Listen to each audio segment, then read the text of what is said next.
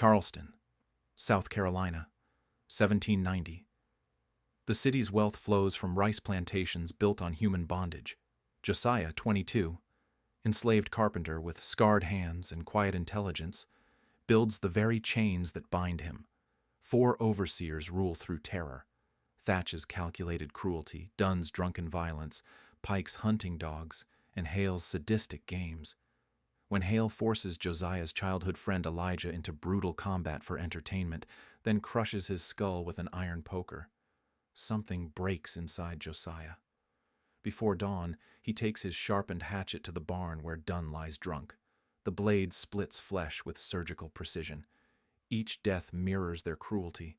Branding iron meets mouth.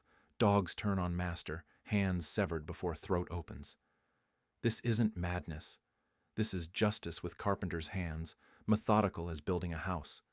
When oppression breeds too long, it creates something more terrifying than any overseer's whip, a man who knows exactly how things break.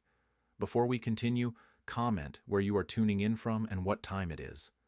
The morning sun cast long shadows across the Blackwood plantation as Josiah shaped another fence post. His calloused hands moved with precision, each cut deliberate. 22 years of bondage had taught him that perfection kept the whip away. Gideon Thatch watched from the porch, his pale eyes calculating. The head overseer never rushed his punishments. He planned them like Josiah planned his carpentry. Methodical, permanent. "Boy's got steady hands," Thatch muttered to Caleb Dunn, who reeked of whiskey despite the early hour. Dunn spat tobacco juice into the dirt and grinned, revealing rotted teeth. "Steady enough to build his own gallows," Dunn laughed. Jonas Pike emerged from the stables, wiping blood from his knuckles. His hunting dogs followed, trained to track human scent.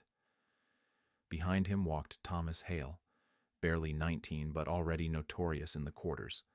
The youngest overseer's cruelty surpassed them all. Josiah kept working. He had learned to become invisible during their conversations. Invisibility meant survival. The plantation stretched along the Ashley River, rice fields glimmering in the distance. Charleston's wealth flowed from these fields, built on backs like his. Master Blackwood owned 300 souls, but he rarely left his study. The overseers ruled in his absence. "Josiah." Thatch's voice cut through the morning air. "Barn needs repair work." Josiah set down his tools. The barn meant privacy. Privacy meant pain. He walked past the slave quarters, rows of cramped cabins where families huddled together. Children played in the dirt, their laughter a rare sound. Old Hannah sat on her porch, grinding herbs with weathered hands. She caught his eye and nodded once. The barn smelled of hay and fear. Scorch marks darkened one wall where Dunn heated his branding irons. Josiah examined the broken door frame, calculating repairs. His mind worked like his hands, precise and methodical. "You built this door wrong," Hale said, appearing in the doorway. Josiah had built it perfectly. They both knew it. "Fix it again," Hale continued. "Better this time." The young overseer kicked the solid door frame. It didn't budge. He kicked harder, cursing when his boot connected with oak. The frame held firm.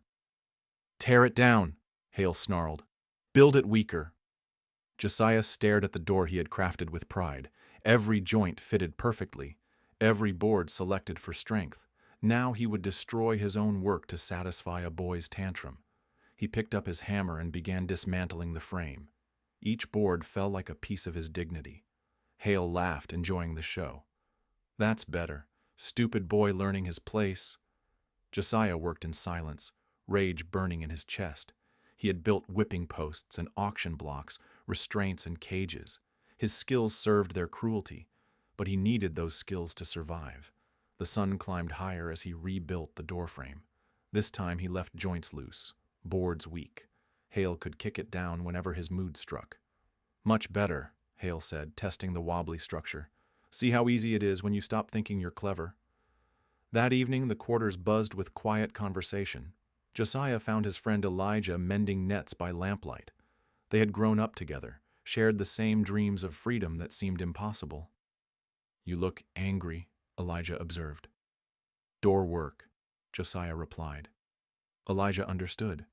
Everyone understood the language of humiliation. Old Hannah wants to see you, Elijah said. Says she has herbs for your cuts. Josiah looked at his hands. He hadn't realized he was bleeding from the rough work. Hannah's cabin smelled of dried plants and mysteries. She ground leaves with steady rhythm, her dark eyes studying his face. Hands that build can also tear down, she said quietly. What does that mean? Means you're smart enough to figure it out. She handed him a small bundle. For the cuts, and for thinking. The bundle contained more than herbs.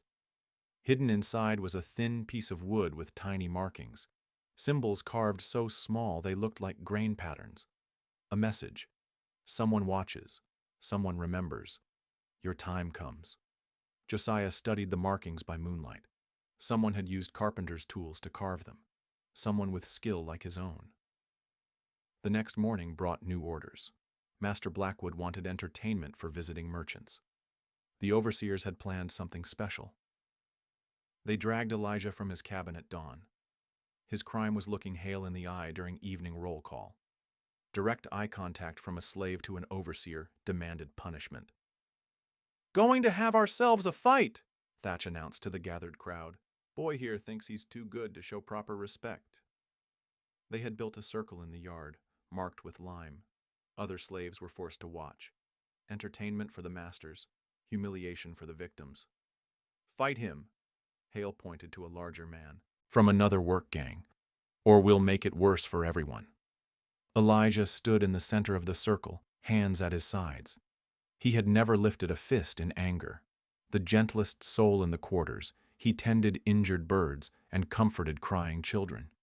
Fight, Hale shouted. Elijah shook his head. I won't. The silence stretched like a held breath. Slaves didn't refuse direct orders. The consequences were always severe. Hale's face flushed red. He grabbed an iron poker from the fire pit, its tip glowing orange from the coals. Then you'll die instead. The poker swung in a brutal arc. Elijah didn't try to dodge. He closed his eyes and waited for the blow that would end his gentle life. Josiah watched his childhood friend fall, watched Hale stand over the body, grinning with satisfaction, watched the overseers laugh as they dragged Elijah away like discarded lumber. That night, alone in his cabin, Josiah sharpened his hatchet.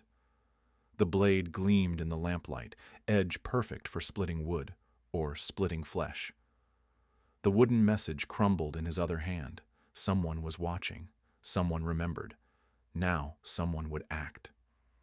3 days after Elijah's death, Josiah's hammer went missing. Then his best chisel disappeared from the workshop. Small acts of sabotage followed.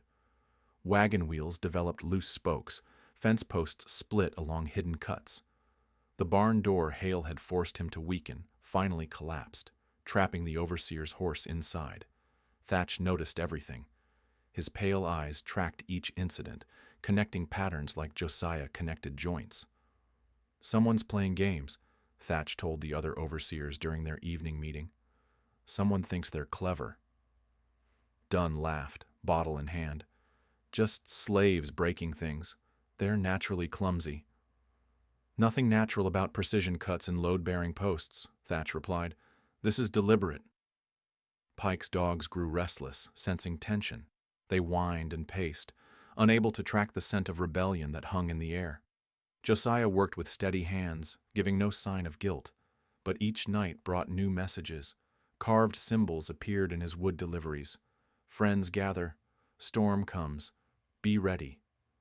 The messages grew bolder. Someone had drawn a crude map on bark, showing safe houses between Charleston and the north. Another piece contained names of ship captains who helped runaways, information that could get everyone killed if discovered. Old Hannah ground her herbs with unusual urgency. She hummed songs that sounded like warnings, melodies that carried meaning between the quarters. Other slaves began acting differently, subtle changes, eyes that held defiance instead of defeat. The network was real. Thatch launched his investigation with methodical precision. He questioned everyone, searched cabins, examined every piece of damaged equipment. His suspicion fell heaviest on the skilled workers, the carpenters, blacksmiths, and wheelwrights who understood how things broke. "Bring me the carpenter," he ordered Pike. Josiah was installing new shutters when they found him. Pike grabbed his arm, dogs flanking them both. The walk to Thatch's office felt like a funeral march. Thatch sat behind a desk covered with broken tools and damaged wood. Evidence of sabotage laid out like an accusation. "Recognize this work?" Thatch asked, holding up a split fence post. Josiah examined the wood. The cut was clean, precise, professional work. "Good craftsmanship," he said. "Too good. Someone with real skill made these cuts, someone who understands structure and weakness." The interrogation stretched for hours. Thatch probed and threatened, but Josiah gave nothing away. Years of survival had taught him to hide thoughts behind blank expressions. "I know it's you," Thatch finally said. "I just need proof." That night, Josiah prepared for the worst. He wrapped his tools in oilcloth, hiding them beneath loose floorboards. The sharpened hatchet went under his mattress. If Thatch came for him, he would not go quietly. Dawn brought unexpected salvation. "Josiah." Master Blackwood stood in the cabin doorway, morning light behind him. "Come with me." They walked in silence toward the main house. Blackwood moved with nervous energy, glancing around as if afraid of being watched. He led Josiah to his private study, closing the door firmly behind them. Books lined the walls. Maps and architectural drawings covered his desk. The smell of ink and leather filled the air. "Thatch suspects you," Blackwood said without preamble. "Suspects what, Master?" "Don't play games. We both know what you've been doing." Blackwood poured himself whiskey with shaking hands. "The question is why?" Josiah remained silent. This felt like a trap. "Your friend's death was unfortunate," Blackwood continued. "Hale exceeded his authority. But destroying my property won't bring him back." "I don't know what you mean." Blackwood laughed bitterly. "You think I'm blind? Those cuts were made by someone who understands wood grain and structural stress. Someone with advanced training." He pulled out a leather portfolio spreading papers across the desk. Architectural drawings, building plans, complex designs that would challenge any craftsman. "Recognize these techniques?" Blackwood asked. The drawings showed sophisticated joinery methods, advanced carpentry that few possessed. Josiah studied them with growing amazement. This was master-level work. "Where did you learn to read these plans?" Blackwood demanded. "I can't read. But you understand them. I can see it in your eyes." Blackwood leaned forward. "Someone taught you. Someone with real skill and education." The truth hung between them like smoke. Josiah had learned from Marcus, the freed carpenter who visited secretly when he was young. Marcus had taught him to see beyond simple construction to true architectural understanding. "Your mother's friend," Blackwood said quietly. "Marcus Freeman. He taught you before I banned him from the property." Shock hit Josiah like cold water. How could the master know about Marcus? "Because I arranged it," Blackwood continued, reading his expression. "I paid Marcus to teach you, to prepare you." "Prepare me for what?" Blackwood walked to the window, staring out at the fields where slaves bent under the morning sun. "To be my son." The words fell like hammer blows. Son, the word that changed everything. "Your mother was Sarah. She worked in this house until she died giving birth to you. We loved each other, though such love was forbidden." Blackwood's voice cracked. "You are my blood, Josiah. My heir." The room spun around Josiah. 22 years of slavery, and now this impossible truth. "I've been protecting you," Blackwood continued, "keeping you safe while preparing for the right moment. That moment has come." He pulled out official papers, freedom documents already prepared, signed, and witnessed. "There's a network of people who help in situations like ours, abolitionists with resources and connections. They've arranged passage north, a new identity. You can leave tonight. Freedom." The word Josiah had dreamed of his entire life now offered on expensive paper. What about the others? What others? The people in the quarters, my family. Blackwood's face hardened. They're not your family. Your family is here. He gestured to portraits of white ancestors on the walls. They raised me. Slaves raised you because I couldn't acknowledge you publicly, but you don't belong with them. The offer hung in the air like poison. Freedom through privilege, escape through bloodline, everything he had wanted, at the cost of everything he believed. I need time to think. There is no time. Thatch plans to search your cabin tonight. He'll find evidence eventually. Josiah looked at the Freedom Papers, then at the window where his people labored under the sun.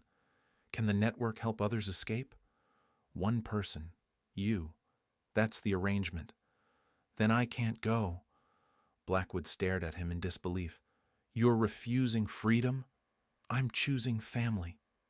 Master Blackwood stared at his son with something between admiration and horror. Freedom rejected, privilege abandoned. The boy chose chains over comfort. You're making a mistake, Blackwood said finally.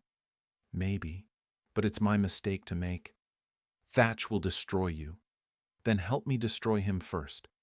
The request hung between them like a bridge neither wanted to cross. Blackwood had built his wealth on human bondage, but his son's courage exposed the hollow foundation beneath everything he owned. What do you need? Blackwood asked quietly. Access to plantation records, maps of other properties, time to prepare. And in return? The overseers lose their power. Your property stays intact. Nobody dies unnecessarily. Blackwood unlocked his desk drawer, revealing ledgers and correspondence. Names of other plantation owners, shipping schedules, financial records, information worth more than gold to the right people. Take what you need, he said, but understand the cost. If you're caught, I cannot save you. Josiah gathered papers, memorizing details. The Blackwood plantation was connected to a network of 5 others along the river. Hundreds of enslaved people working interconnected properties. A system designed for maximum profit and control. There's something else, Blackwood said. The abolitionists you've been communicating with. They're not who you think they are. What do you mean? The messages, the supplies, the coordination. It's not coming from Charleston merchants. Blackwood pulled out a final document. It's coming from your own people. The paper showed a detailed map of the slave quarters, marked with symbols and meeting points, communication routes between plantations, supply caches hidden in root cellars and work sheds, a sophisticated network operating under everyone's noses. Old Hannah? Josiah asked. Hannah Washington, former house slave who learned to read and write. She's been organizing resistance for over a decade. The revelation hit like lightning. The herb woman who ground roots and hummed spirituals was actually a master strategist. Her cabin wasn't just a place of healing, but a command center for revolution.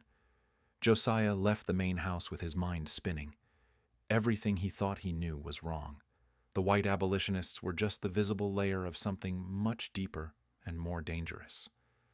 That evening, he found Hannah in her garden, gathering plants by moonlight. She looked up as he approached, her weathered face showing no surprise. "Took you long enough to figure it out," she said. "How long have you known about my parentage?" "Since the day you were born. Midwifed your mother myself." Hannah's hands never stopped working, sorting herbs with practiced efficiency. "Been waiting 22 years for you to be ready." "Ready for what?" "To be the bridge between worlds.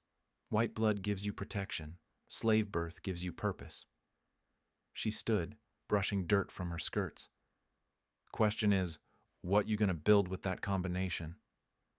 The garden around them looked ordinary, but Josiah now saw the hidden truth. Certain plants grew in patterns that spelled out messages. Root vegetables concealed supply caches.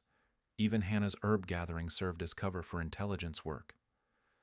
The uprising Elijah's death was meant to trigger it. Boy was never meant to die. Hale went further than expected. Hannah's voice carried grief and anger, but his sacrifice won't be wasted. What's the plan? 3 plantations tomorrow night, Coordinated action at midnight. Overseers neutralized, masters contained, people freed. Hannah met his eyes. Your carpenter skill's gonna help us modify buildings beforehand. Secret passages, hiding places, escape routes. The next morning, Josiah began his most important construction project. Using his access to repair work across the plantation, he carved hidden passages behind false walls, removed boards that could be pushed out from inside, modified root cellars to connect through underground tunnels. Each modification looked like routine maintenance. Thatch watched, but saw only a carpenter doing his job. The overseer had no idea he was witnessing the construction of his own downfall. Meanwhile, the psychological warfare against the overseers intensified. Dunn's whiskey kept disappearing, replaced with water that left him confused and paranoid. Pike's dogs refused to track, having been secretly retrained to ignore human scent. Hale found his personal belongings rearranged each morning, suggesting someone had been in his quarters while he slept. The overseers grew suspicious of each other. Thatch accused Dunn of drinking on duty. Pike blamed Hale for sabotaging his equipment. Their unity cracked under pressure they couldn't identify or fight. By evening, the plantation felt different. Slaves moved with subtle coordination, passing messages through work songs and hand signals. Children played games that were actually communication drills. Women cooking dinner seasoned food with herbs that carried coded meanings. Hannah's network had transformed ordinary activities into instruments of rebellion. Laundry hanging on lines spelled out meeting times. Garden plantings marked supply locations. Even the rhythm of chopping wood transmitted information between plantations. Josiah met with other network leaders in a modified storage shed. Men and women whose day jobs hid their roles as strategists and coordinators. The blacksmith who forged more than horseshoes. The seamstress who stitched messages into clothing patterns. The stable hand who used horse deliveries to carry intelligence. "Everyone ready?" Hannah asked. Nods around the circle. Months of preparation culminating in one decisive night. Overseers first. Masters contained but unharmed. Focus on freeing people, not revenge. Hannah's voice carried absolute authority. "We're not murderers. We're liberators." The meeting dissolved as quietly as it had formed. People melted back into their roles, becoming invisible servants once again. But beneath the surface, revolution hummed like electricity in the air. Thatch made his final rounds, checking locks and counting heads. Everything appeared normal. The overseer retired to his quarters, unaware that hidden passages now honeycombed the buildings around him. That modified doors could be barred from both sides, that his authority would not survive the coming dawn. Josiah lay in his cabin, listening to the plantation settle into false sleep. Around him, hundreds of people prepared for the most dangerous night of their lives. Freedom waited on the other side of midnight. But first, they had to tear down the system that had held them for so long. The network Hannah had built would either liberate them all or destroy them trying. There would be no middle ground. Midnight arrived like a held breath released. Across 3 plantations, Hannah's network moved with practiced precision. Josiah slipped from his cabin as church bells chimed in distant Charleston.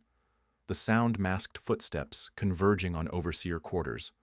Thatch woke to find his door barred from outside. The modifications Josiah had made during routine repairs now trapped the head overseer in his own room. Shouting brought no response. His authority meant nothing when nobody could hear him. Dunn discovered his whiskey had been replaced with liquid that left him dizzy and confused. He stumbled toward the door, finding it locked by mechanisms he couldn't understand. The carpenter's work had turned his quarters into a prison. Pike's hunting dogs surrounded him in his own yard, but they no longer answered his commands. Months of secret retraining had turned his weapons against him.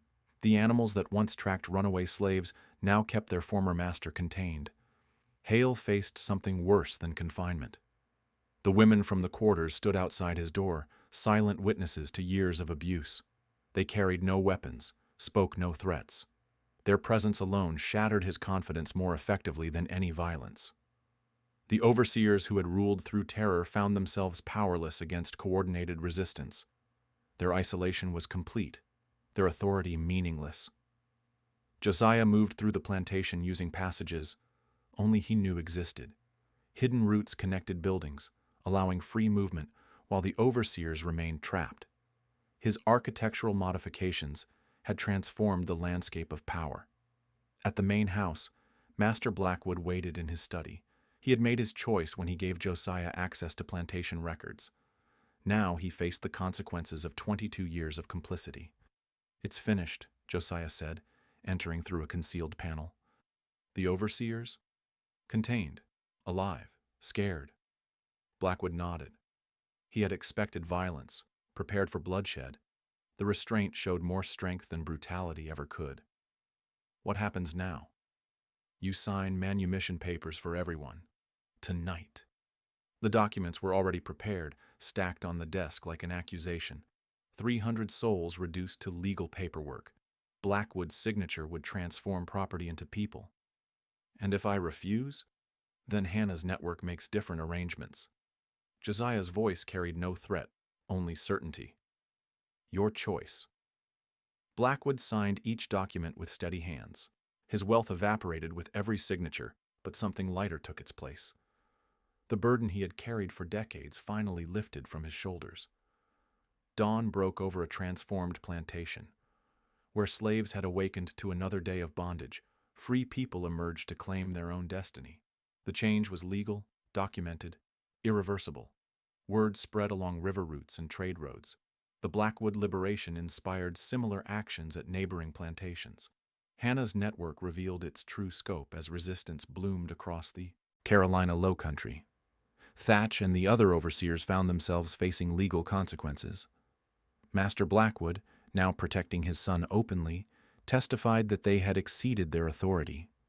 Their cruelty, once overlooked, became criminal liability. The Charleston authorities, faced with coordinated testimony and legal documentation, had little choice but to prosecute. The overseers who had ruled through fear discovered how quickly power could dissolve. Pike fled north before arrest warrants could be served. Dunn drank himself to death within a month, unable to cope with his fall from authority.